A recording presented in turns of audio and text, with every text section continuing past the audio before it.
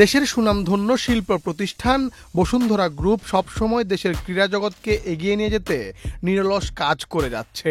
Bashundhara sports city যেন সেই কাজের আরও বড় পরিসর, যেখানে ফুটবল, ক্রিকেট সহ অন্যান্য সেক্টরেও তৈরি হচ্ছে খেলোয়াড়রা। এখান থেকেই উঠে আসবে জাতীয় দলের ভবিষ্যৎ খেলোয়াড়রা।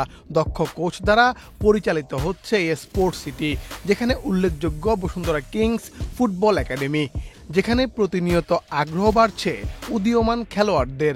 এখন পর্যন্ত 400-র বেশি ফুটবলার এই একাডেমিতে। একজন ফুটবলারকে পরিপূর্ণভাবে তৈরি করতে এর পেছনে ক্লাবের অনেক শ্রম থাকে। কিভাবে আদর্শ একজন খেলোয়াড় তৈরি করা যায়, যে বিশ্বকে তাক লাগিয়ে দিবে।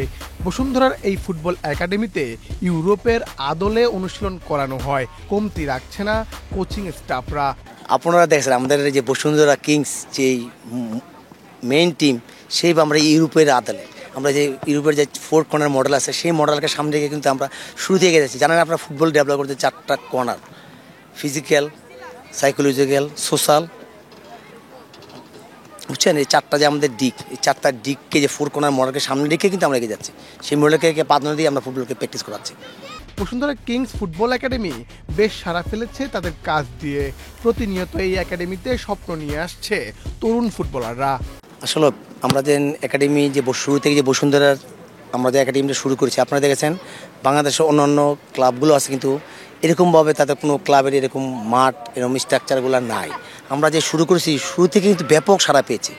এবং দেখেন আমাদের এখন প্রায় 400-র উপরে আমাদের একাডেমির স্টুডেন্ট ডে বাই ডে রেগুলারই ভর্তি হচ্ছে, অনেক ভর্তি হচ্ছে। এখন 450-এর উপরে হয়ে গেছে, আমার মনে হয় 450-এর উপরে ভর্তি হয়ে গেছে।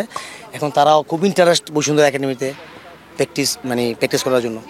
একাডেমিতে খেলা ফুটবলারদের স্বপ্ন বসুন্ধরা কিংসের ফুটবল একাডেমি থেকে একদিন হামজা সামিরদের মতো জাতীয় দলকে প্রতিনিধিত্ব করা। হামজাদের আগমনে ফুটবলের যে ফিরে আসা, এই নিয়ে খুশি ফুটবলাররা।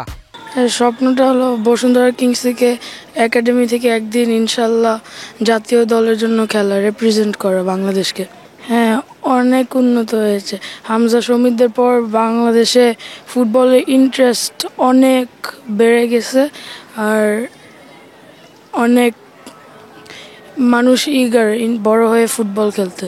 বসুন্ধরা ফুটবল একাডেমি কথায় নয় কাজে বিশ্বাসী।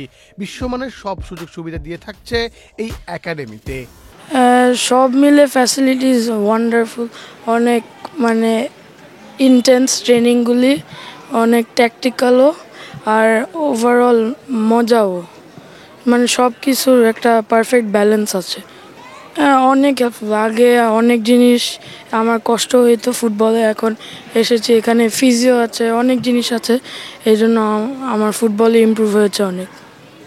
এই একাডেমিতে অনেকে ফুটবলার হওয়ার স্বপ্নে আসেন, অনেকে ফিটনেস ঠিক রাখতে খেলেন, আবার অনেক ক্ষুদে ফুটবলার আছেন যারা ফুটবলটা একেবারেই বুঝতো না। এখানে আসার পর খেলাধুলোর উন্নতি তো হয়েছেই, সাথে মানসিক শারীরিক পরিবর্তনও হয়েছে বলেই জানান এক অভিভাবক। আচ্ছা, আমার ছেলে কখনোই ফুটবল খেলে নাই, দিস ইজ ফার্স্ট টাইম ও এখানে এসে যে ফুটবল খেলাটা শিখলো। তো যেহেতু সে ফার্স্ট টাইম, সে বল কিভাবে শ্যুট করতে হয়, কিভাবে কমিউনিকেশন করতে হয়, সেটাও সে জানতো না।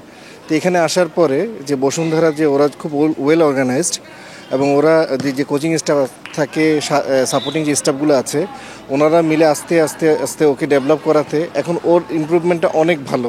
এখন সে অনেক কিছুই করতে পারে, এবং ইন্টারেস্টিংলি সেটা যে শুধু তার শারীরিক ডেভেলপমেন্ট হয়েছে তা না, তার মানসিক এবং তার বডি ল্যাঙ্গুয়েজের মধ্যে অনেক ধরনের চেঞ্জেস আসছে, যেটাই ডেফিনেটলি ইনক্রেডিবল একটা ঘটনা ঘটছে।